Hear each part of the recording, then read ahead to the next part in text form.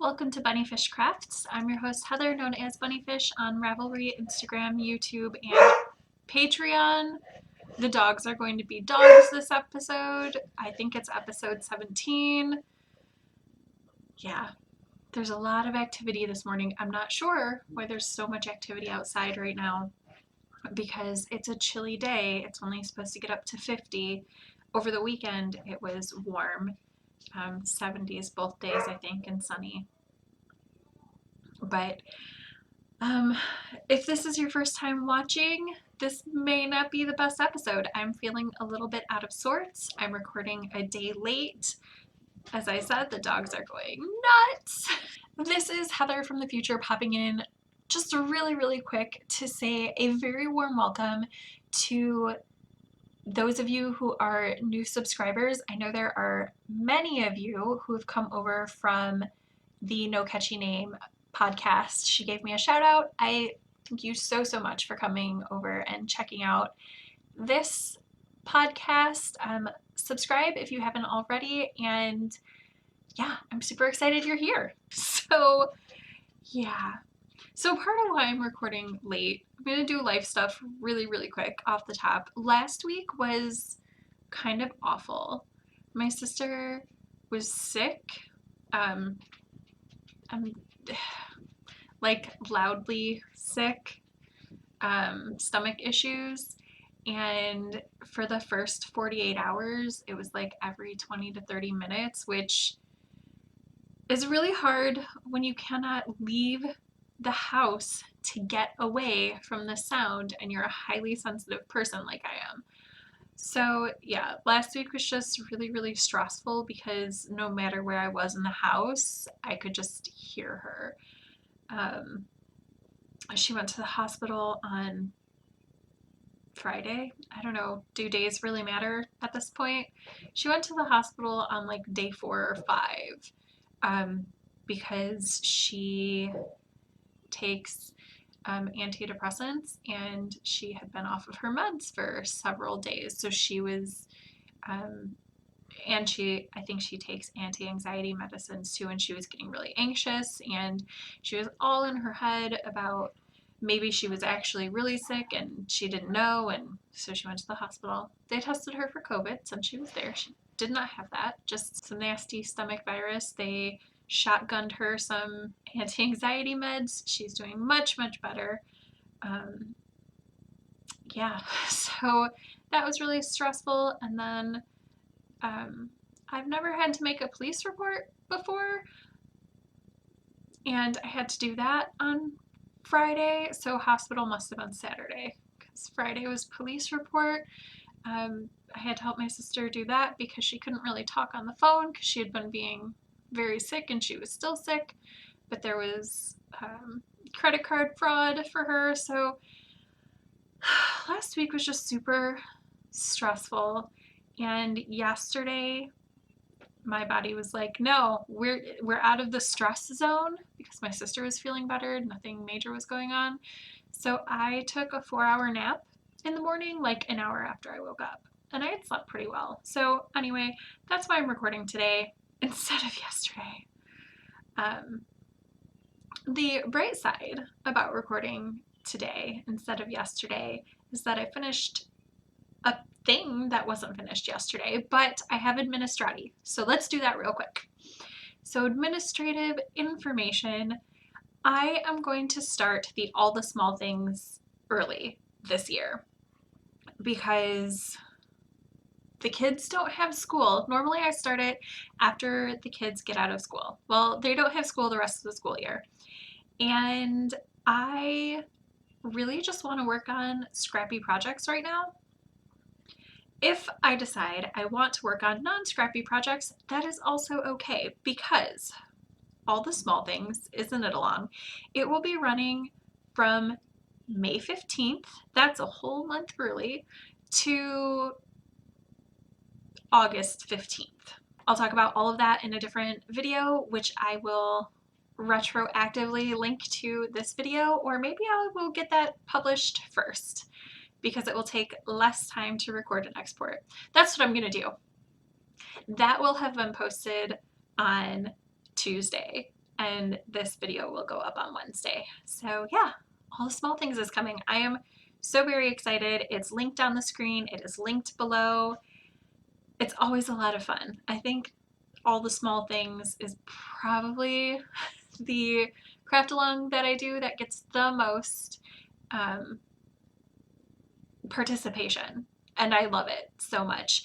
I do not yet have prizes picked, but I will definitely update the thread in the Ravelry group about prizes and things like that. So let's get on to finished object. I am wearing my Water and Stone by Vera Valinaki. I just finished it this morning. I had the bind off left to do this morning. So I finished it. I'll stand up. I'll show it to you. Have you guys met Dahlia, my sister's dog? What are you doing? Do you want to come here? Do you want to say hi? Come here. Come here. Come here. They say, I don't know about that. Come here. Oh my goodness. What are you doing up here? We don't even know. This is not where she normally is. She doesn't mind being an up dog. I just don't normally pick her up. Excuse my pajama pants, except I'm not going anywhere for, you know, at least a week. So pajama pants are a thing that happen pretty frequently. So here is the sweater. Where was I last week? I was here. So I did all of this week.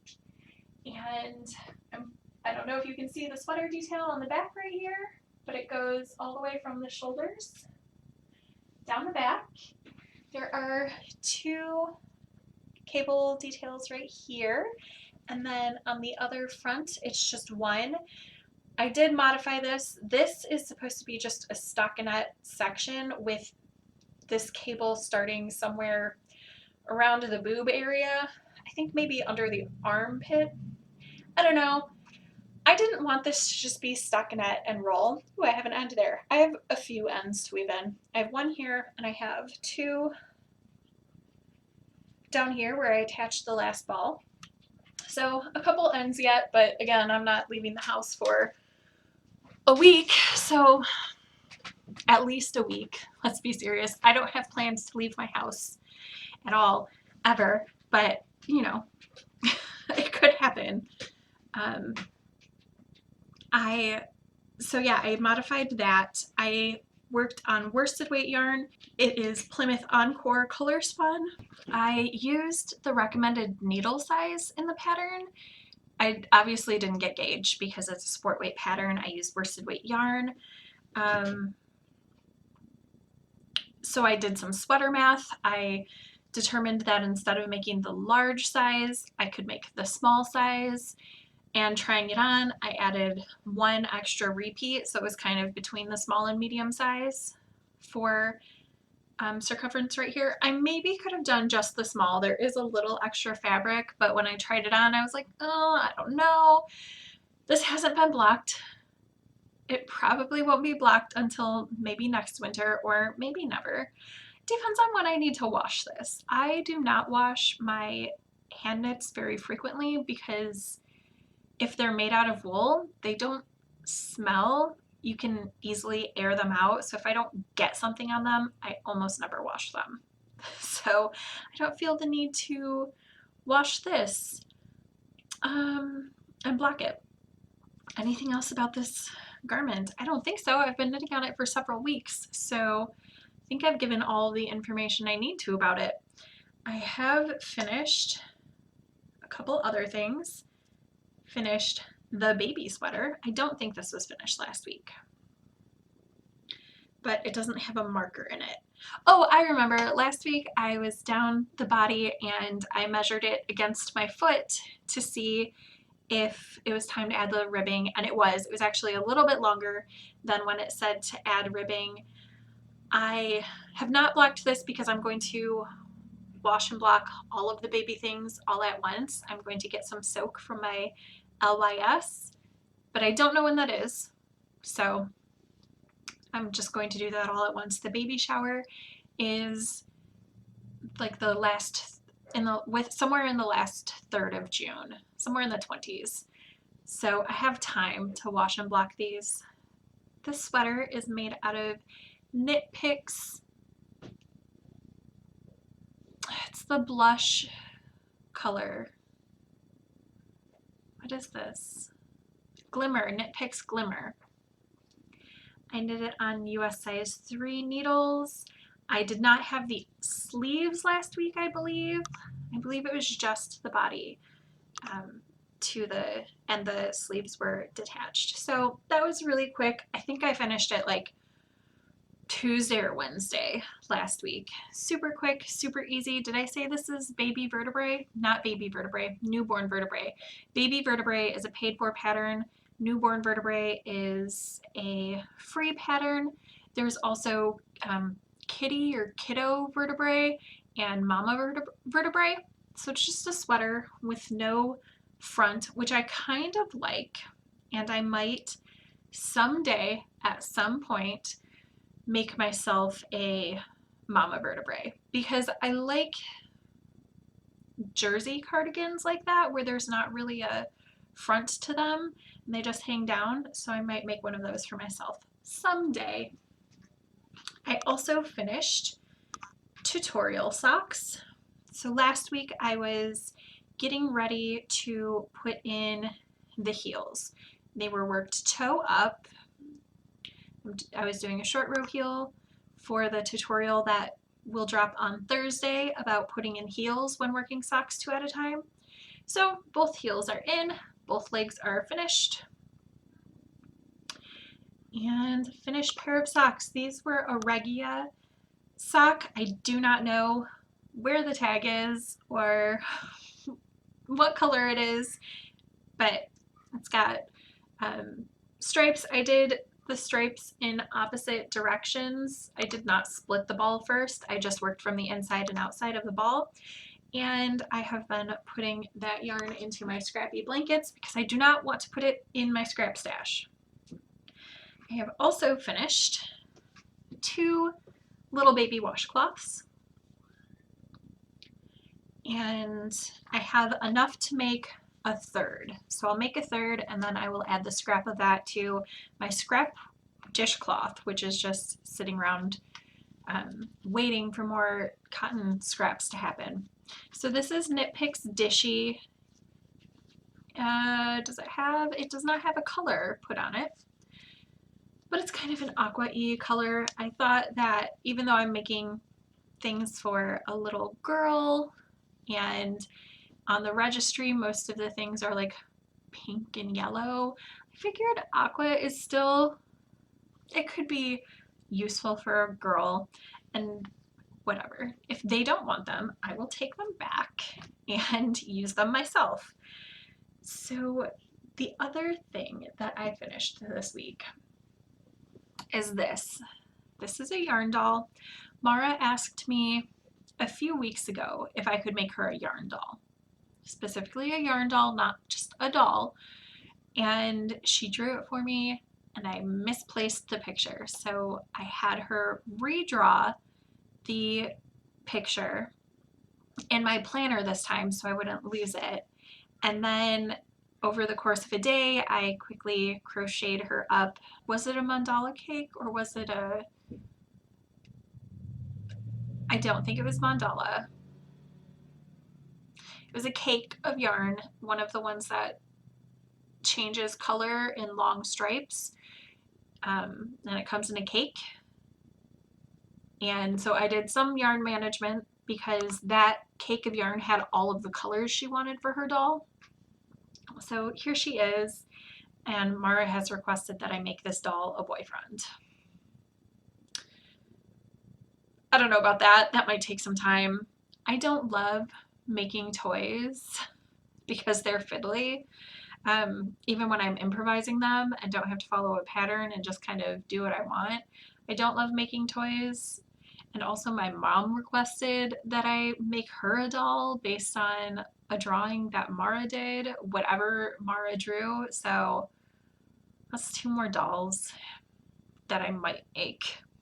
But it did take me like, okay, it may have been a couple months ago that she asked for this. It did take me quite a long time to make this doll, so I feel that everybody should just know that if they request a doll, it's going to take some time. So that's everything that I finished in the last week plus one day. I do have, well, okay, I have some other finished things, but they're not really finished things.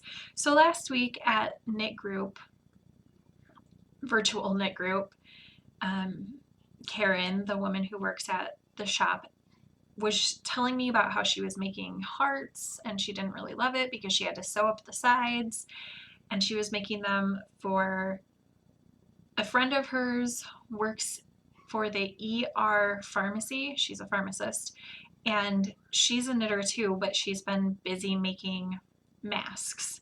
So she's been sewing a lot, and she wanted knitted hearts to give to ICU patients and asked Karen if Karen would do that. And so I was like, well, I have yarn and I have some time on my hands, so I will make some hearts also.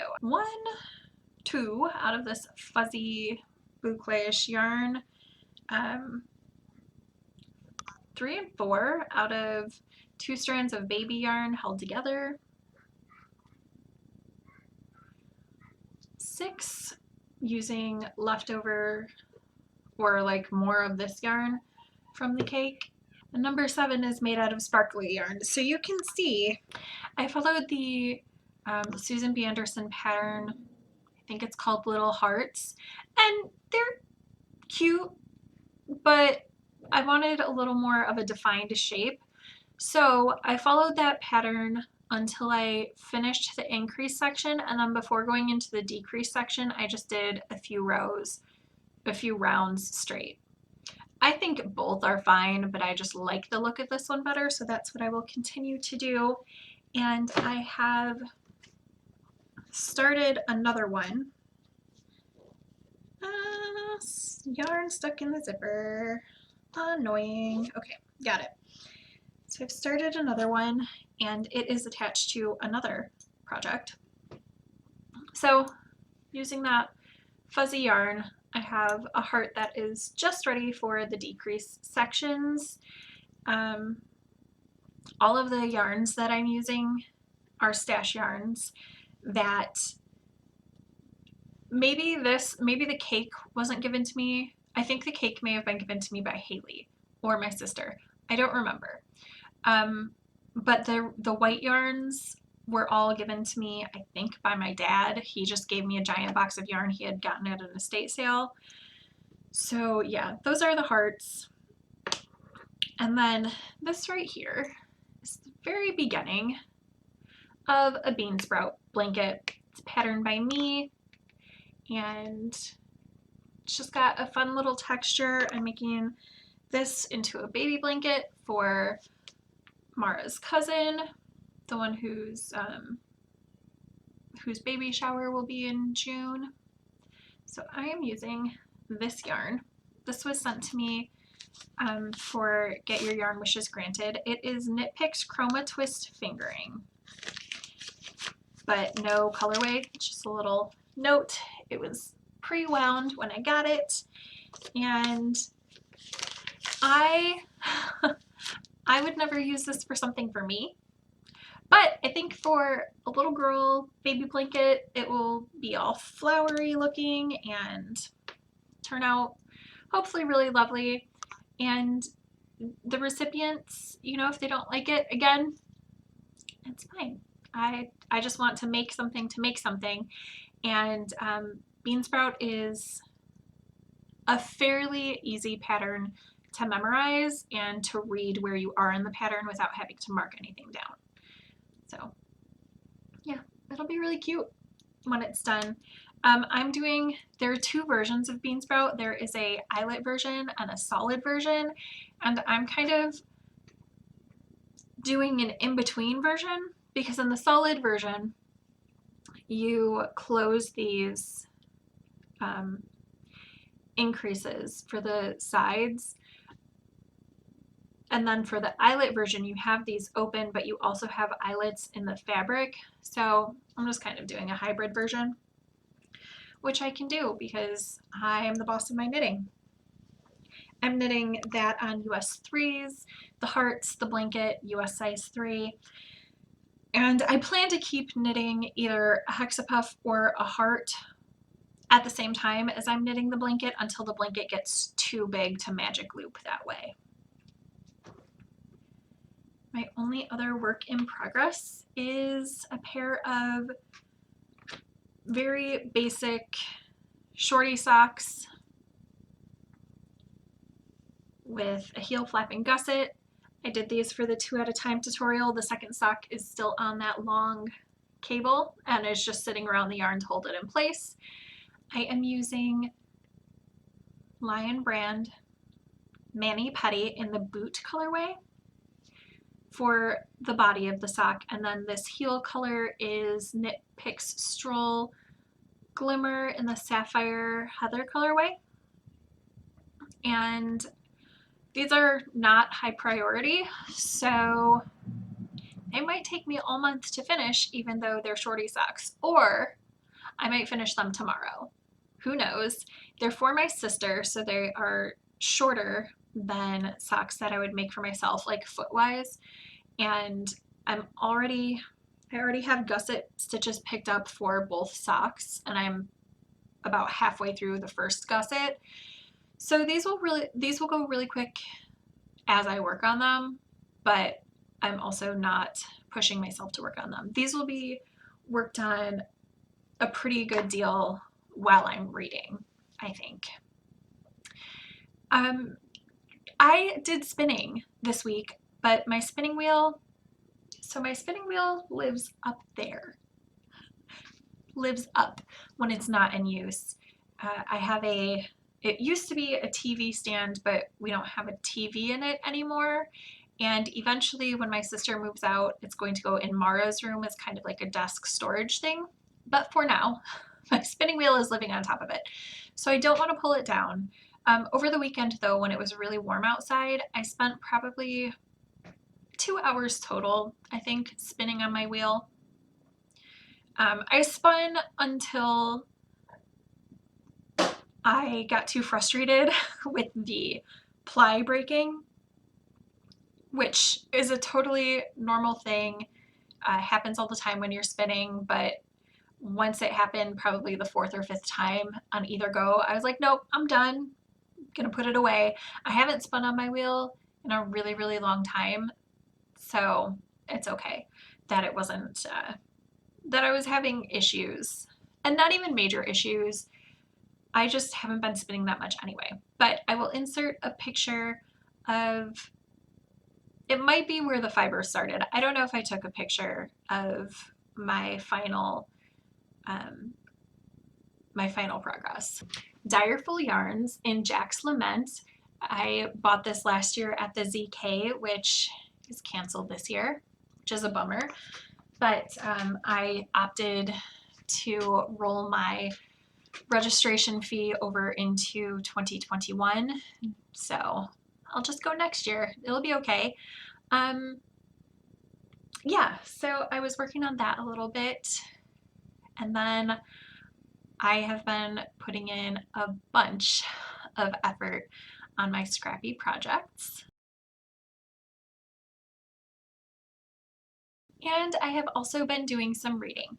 So first, audiobooks. I have finished my Almost Flawless Tokyo Dream Life by Rachel Kahn, which was really, really good. It was YA.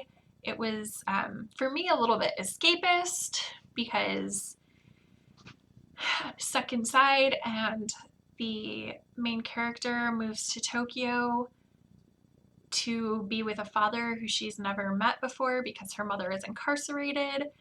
So yeah, it was fun to listen to something about someone going places and doing things.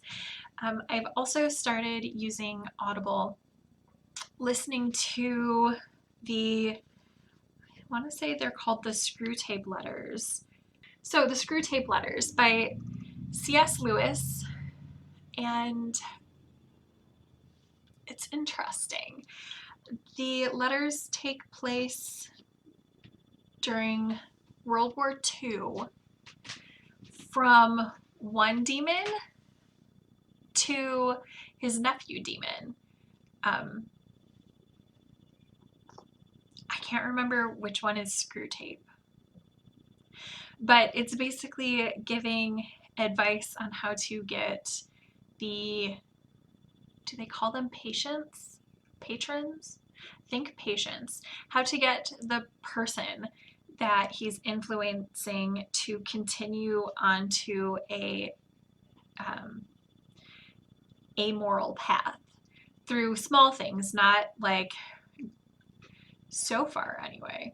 It's not like, oh, you should convince him to kill somebody. It's all small things about how to be more immoral and how small choices can lead someone down a darker path. So I'm gonna relate a story, and I hope this is okay.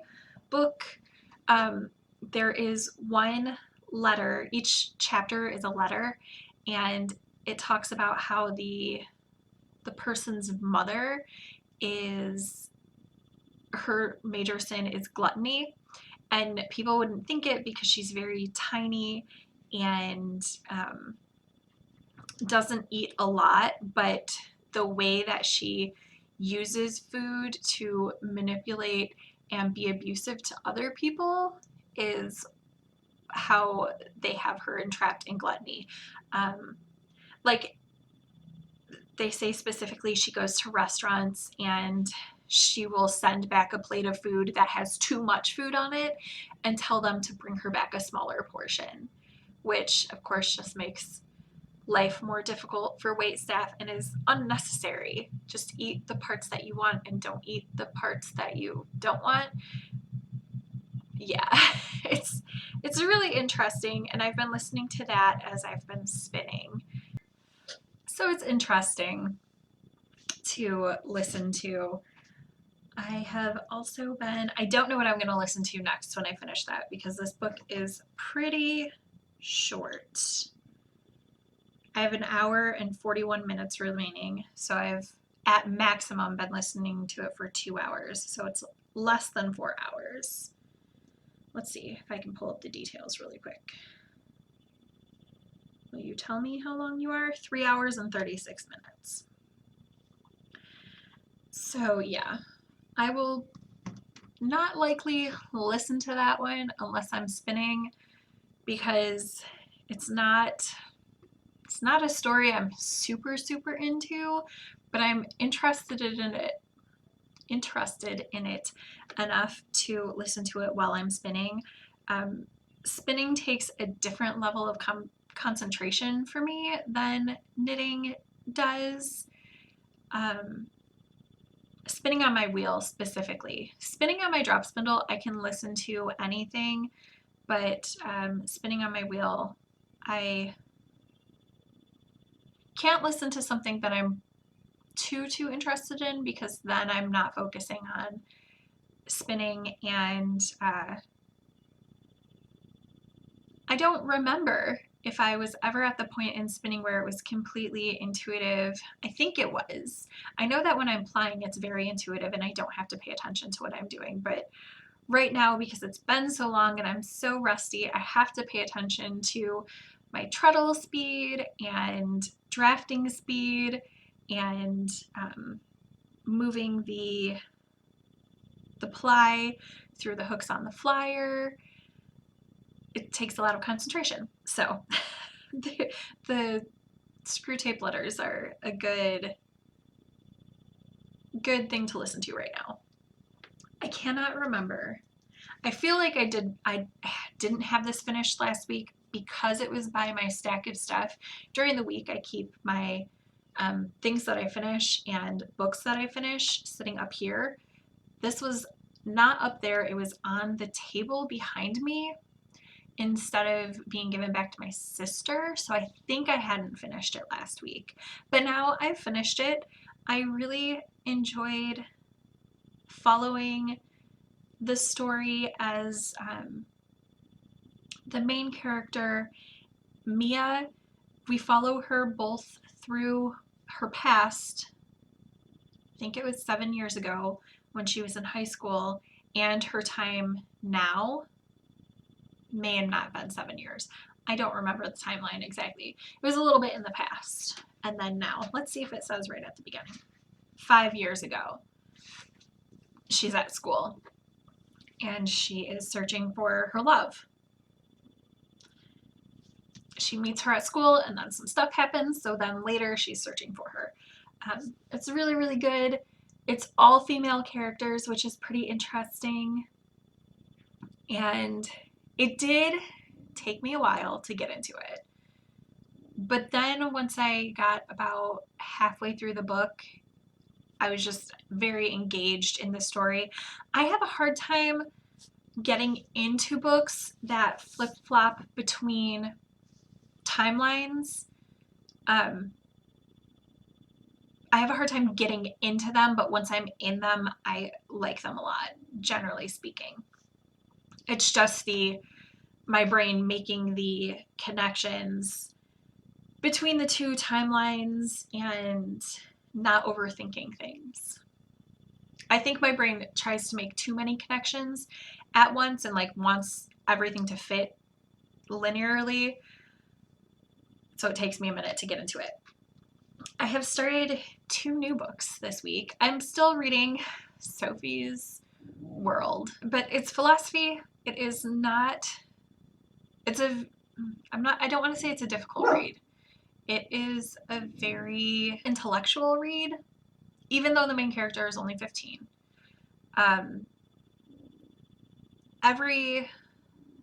Probably every third chapter is a discourse on philosophy, like who a philosopher was and what his beliefs, all of them so far have been male. I don't know if they get to female philosophers in the book or not because I'm not that far.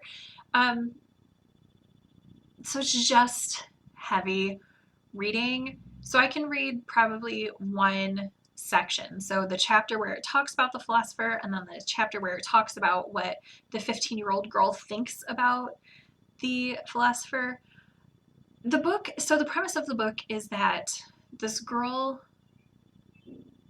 is given a course on philosophy.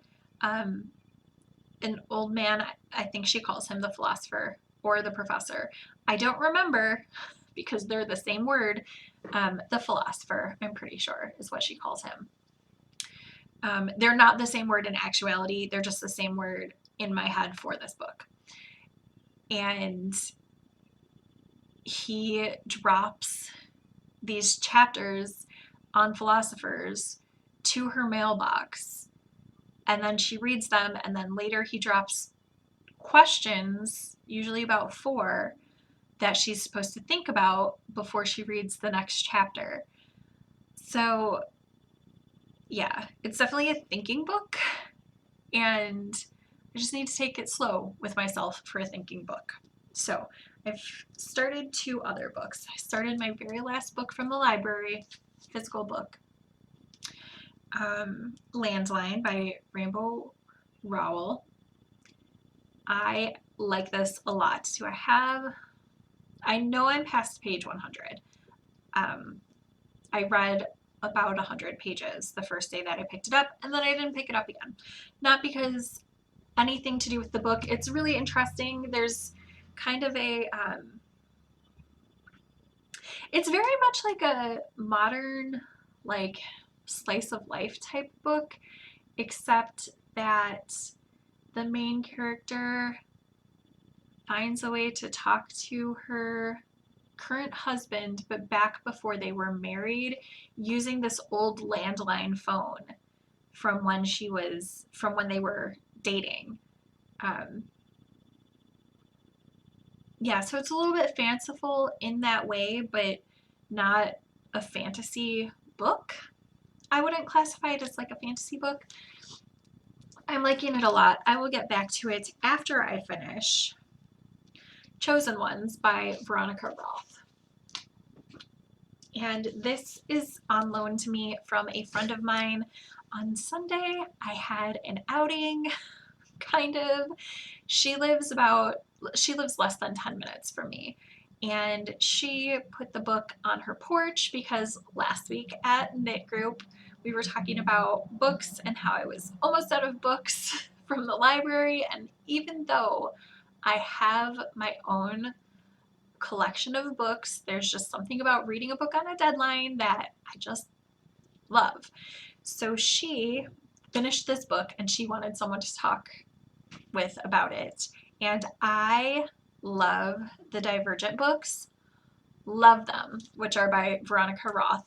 This is not a young A book, it is an adult fantasy type novel. Kind of dystopian vibes-ish. If I had to say what this takes place basically 10 years after the crumble or the defeat of the Dark One, who kind of feels a little bit Voldemort-ish to me, but not at all in the Harry Potter way of like all the teen angst and stuff. Yeah, it's because he's a magic user and he's the evil one that it feels Voldemort to me, but not, I don't know. I say that and then I don't want to say it because it's very, very different. He caused mass devastation across the US by causing things that are called, I want to say they're called drifts, which is where people's bodies drift apart, like all of the component pieces of your body separate. I don't remember what they're called for sure, but he caused those things to happen. So like hundreds of people would die by becoming fragments of themselves, but while they were still alive. So it was a very agonizing way to go.